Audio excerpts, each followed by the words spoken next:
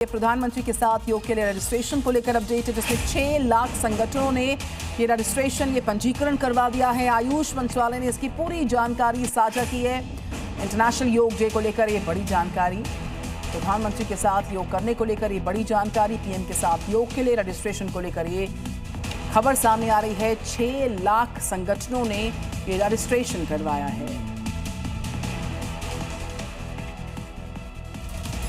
असम अरुणाचल प्रदेश में जो बरसात का सिलसिला चल रहा है, नदियों का जलस्तर बढ़ चुका है।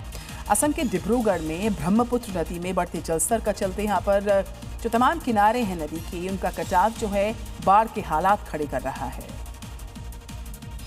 दरअसल लगातार हो रही बारिश से ब्रह्मपुत्र नदी का जलस्तर में इजाफा हुआ है। नदी में कई लाख क्यूसेक पानी छोड़े जाने से हालात सामान्य से बिगड़ गए। लगातार पानी आने से नदी के किनारे काटान शुरू होने लगा, जिससे आसपास के इलाकों में बाढ़ जैसे हालात बन गए हैं। पानी इतना कि जहां तक नजर जाएगी पानी का ही कब्जा दिखाई दिया।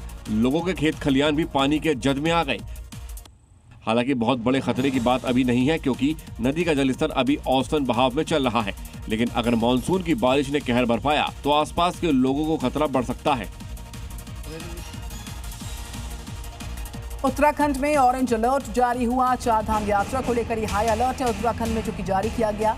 मौसम विभाग ने जारी किया अलर्ट। कई जिलों में बरसात तूफान की चेतावनी मौसम विभाग द्वारा जारी की गई है और इसी के चलते ऑरेंज अलर्ट 4 धाम यात्रा को लेकर जारी किया जा चुका है।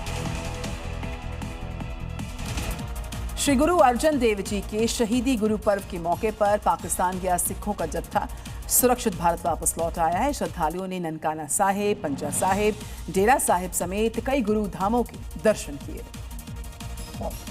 ऐतिहासिक गुरुद्वारों के दर्शन करने गए 518 सिख श्रद्धालुओं का जत्था गुरुवार को अटारी वाघा सीमा के रास्ते भारत लौट आया। जत्थे में बड़ी संख्या में महिला श्रद्धालु भी शामिल थीं। अटारी सीमा पर उनके परिजनों और धार्मिक संगठनों ने उनका स्वागत किया। श्रद्धालुओं को 10 जून से 19 जून तक 10 दिनों के लिए पाकिस्तान से वीजा मिला था।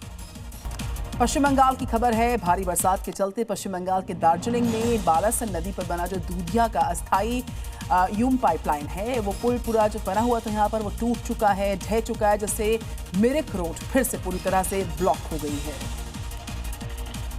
जिससे लोगों की परेशानी बढ़ गई। सिलीगुड़ी और मिरिक उपखंड के बीच वाहनों की आवाजाही ठप हो गई, क्योंकि भारी बारिश के चलते करसियांग के दूधिया इलाके में बालासन नदी पर बना वैकल्पिक पुल टूटकर बह गया। भूस्खलन के कारण 110 नंबर नेशनल हाईवे पूरी तरह से बंद हो गया है। लगातार भारी बारिश से बंगाल के उत्तरी क्षेत्र उत्तर बंगाल में जनजीवन पूरी तरह से अस्त व्यस्त हो गया है। पहाड़ी और मैदानी इलाकों में करीब 200 मिलीमीटर बारिश के कारण कई नदियां उफान पर हैं। फिलहाल प्रशासन पुल से हुए नुकसान और लोगों को किसी तरह से कोई दिक्कत न हो, इसके लिए वैकल्पिक रास्ता तलाश कर रहा है। वहीं दूसरी ओर नए लोहे के पुल का निर्माण कार्य भी चल रहा है।